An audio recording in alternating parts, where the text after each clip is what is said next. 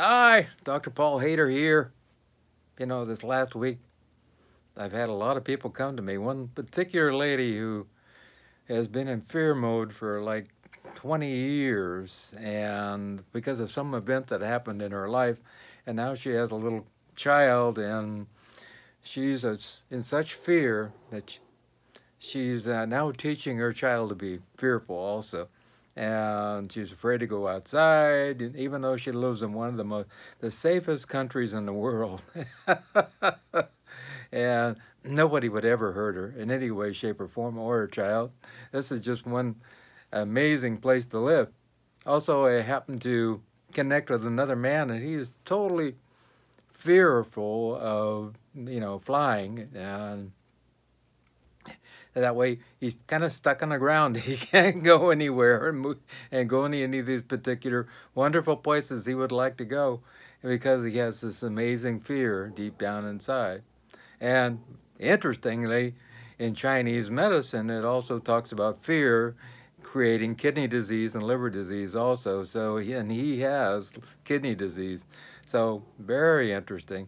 So, and the other young lady was also coming down with teeth problems and other immune problems. So it's very interesting. Every time we have fear, it actually lowers our immune system, and it starts to break down the gut lining, and so we start autoimmune disease. So very interesting. I find it very, very interesting. Way back in the medieval times, it was very interesting because a lot of people, thought the earth was flat, and if you sailed off the edge of the earth, you would be eaten by all these monsters. And that would be the end of you, and there would be, you would disappear, and that would be the end of it, And now we know the earth is round, and we go around the world, and we take it for granted, no big deal, and so we're no longer fearful of that. Also, at one time, we thought the earth was the center of the universe, and anybody who said that it wasn't, they were in big trouble. And now we know we're just a speck in the middle of all this cosmos, and we're not that big a deal. But we had fear about anything that was outside of our realm of understanding, and I think that's really interesting because anytime we have something new presented to us, we go into a fear mode. And from that, we start to break down our body and we start disease. And so it's very interesting. If you start a new job, I don't know about this, I'm in fear. And so we start causing problems in our life, not even just in our life. Well, the fear actually causes problems in our relationships and every part of our life, but also starts problems inside our bodies also. So fear is a major process that we need to eliminate from our lives. And everything that new and changes is, going to bring about this change. And I think this is a part of the Kundalini process that we have to observe and grow. There's 3 stages to moving Kundalini energy through our body. And the first stage is becoming just more of the animal type thing. We care about only eating and taking care of our bodily needs and that type of thing.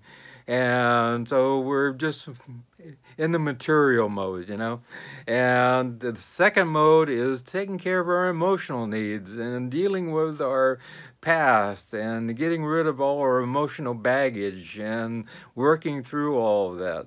And so we don't have that emotional baggage holding on to us anymore. And then the third one is allowing ourselves to see that we're connected to everything, and the fact that there is nothing to fear and we are part of everything that's out there, and to understand that we are God within all of this.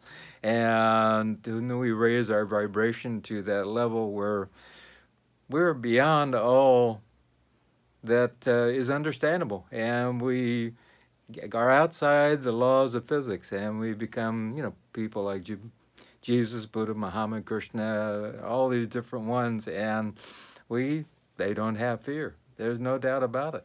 So it's about allowing ourselves to raise our vibration, to see happiness at all times. I think one of the biggest things I try to impress upon people is to see the good in all things. And boy, that's very difficult. I have a man I know on the East Coast, and every time he would wake up in the morning, it was always bad, you know? Oh, I'm in aching pain, and it was just always looking at the bad. And I finally got him to look at the good he had in his life over and over, and trying to impress this upon him. And he finally is starting to see the light, that things are good, because when he would get up and he would go to the gym and start moving around, things got better. And of course, life in general is good if we allow ourselves to see the good.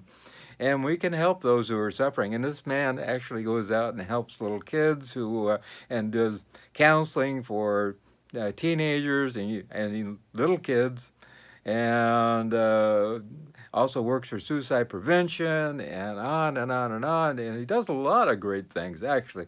And so he wasn't looking at what he was doing. It was really making him sad inside, because he's always looking at the negative. But when he started looking at the positive, he started feeling better. And, you know, this cascade of hormonal changes stopped. And so he started actually feeling better inside his body. And so we can do that also. We can change. We become more of a positive person, more of a positive influence in our life, and actually feel better, because we don't have the cascade of emotional input from the amygdala in our brain, which causes all kinds of problems. And looking at the bad, I think Krishna talked about this in the Bhagavad Gita.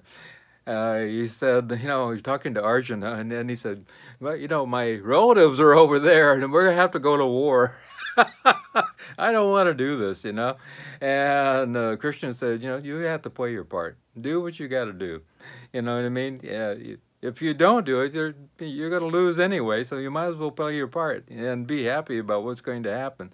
But he was outnumbered greatly, but he did win. And so in the end, we have to play our part, and we have to see the good in all of it. And eventually, sometimes it's not possible to see the good right away. We just have to say the good will come later.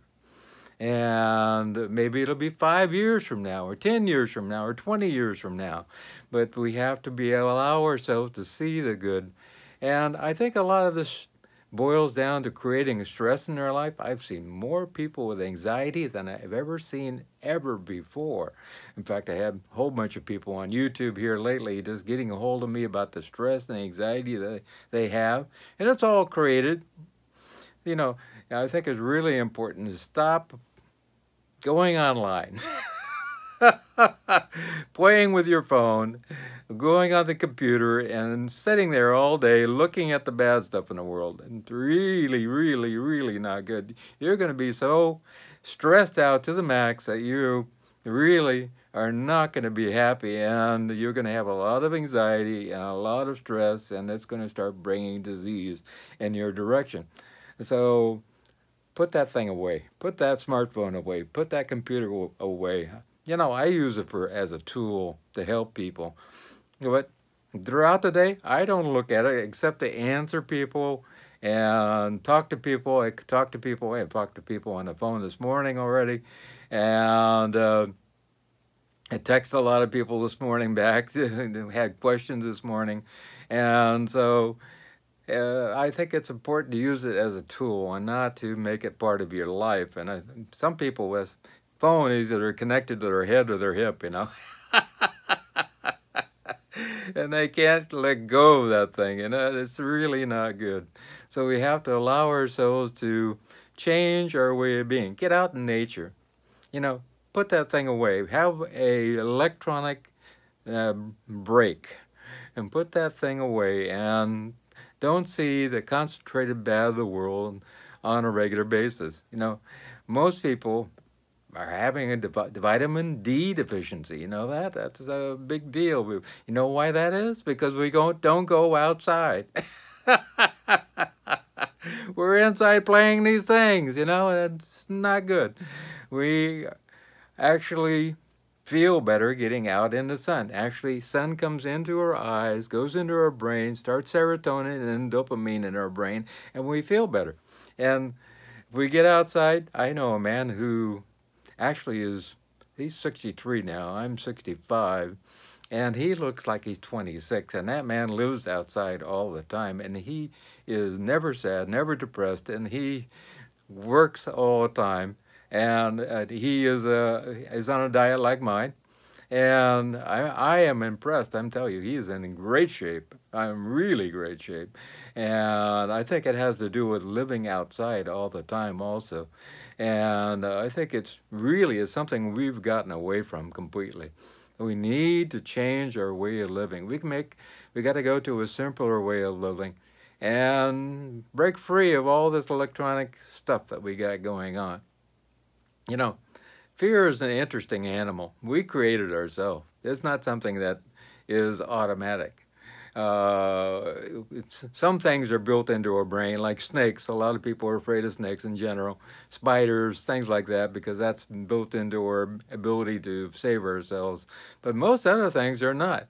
Think about you know, the Columbus coming and the Native Americans looking at him, and they couldn't even see him. You know, let alone they couldn't see the boats, let alone, you know, notice that they were coming. It was oblivious to them. It's not even possible that that's even capable of making something huge like that you could sail in the ocean. Later, they were able to notice it and say, well, hey, look at this. And so I think that we have to be a little more like them and allow ourselves just to take in whatever's coming our way. I think it's kind of like the controversy over, you know, is there sentient life out in the universe? And you get a lot of people say yes, and other people say no. And I happen to be one. I can't believe that in 400 billion suns like we have right here, our sun, are in our galaxy alone. And there's got to be other planets within our galaxy that have sentient life. And I'm sure the universe is billions upon billions upon billions of years old. And some of them have to be more advanced. Some of them are probably not as advanced as us. And so a lot of people go into fear mode if we think about the fact that there could be other beings in the whole cosmos, you know. I think it's pretty exciting. I think that's why people like Columbus and Lafayette and a lot of different people, they were excited about going and trying something different. Look at the astronauts, you know, they're going into space and they're trying something different to explore. I think anybody who explores different areas of the world, they're going down deep in the ocean, or they're going, you know, up into space, or going inward. That's probably the most important thing, is a interesting person because they're not afraid. And if we're not afraid, we actually heal our life. You ever seen an explorer who most of the time has no, you know, has terrible things going on in their life? Not really. You know, it's Sir Edmund Hillary and a lot of different people. They had a lot going on because they were not afraid. I think that's really a big point to be made. We have to let go of this fear. And there is a lot of fear-mongering on the internet. I mean, most of what's on the internet is not real. And so we have to let go of that and allow ourselves to live a real life. Get away from this stuff and allow ourselves to feel at peace. If you have also a fear that just won't let go, do some counseling. That is one of the best things. I think checking in on a regular basis is really important. I think once a year, a person ought to check in. see if they're going down the right path. Our thinking is not on the right path, you know. There's no reason to have a stigma about that whatsoever. And also to do meditation, which will help to clear the fear. Also just closing our eyes and allowing ourselves to look at our thinking.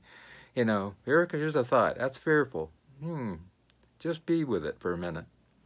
And all of a sudden, it'll change to another thought, and maybe a peaceful thought, or maybe a happy thought, or something else. But just notice that the mind keeps changing all the time. So, you know, if we have a fearful thought and then we just kind of shun it off, it solidifies and it becomes something like a rock in our brain, and it becomes something almost real. But if we just keep looking at our thoughts coming and going and coming and going, eventually we get to a point where we understand that thoughts are just thoughts. And they just come and go. And then we start to love ourselves more, because we see that we have the capability to understand our own feelings and love ourselves no matter what. And from there, we grow as a person, become more of an adventurer, more of the explorer of our own being. And when you can do that, you start to grow and raise your vibration. So remember, let go of the fear. Allow yourself to get away from the electronics. Allow yourself to go inward and check on your thoughts and your feelings. Do your meditation. And tomorrow will be a great day. And remember, if you want to get a hold of me, feel free to contact me. Hit show more down below. I appreciate you subscribing. Also, you know, I have AdSense on there. If you click on some of those ads, I get a little money. I appreciate that. And also, if you care to make a donation, that's greatly appreciated. And you can call me, email me, text me, you know, WhatsApp me. All my contact information is down below. My phone number is for WhatsApp also. And if you live outside the United States, you can also email me. My email is down below. And all my consults are free, and I would love to talk to you. But most of all, remember, beyond everything else, I love you.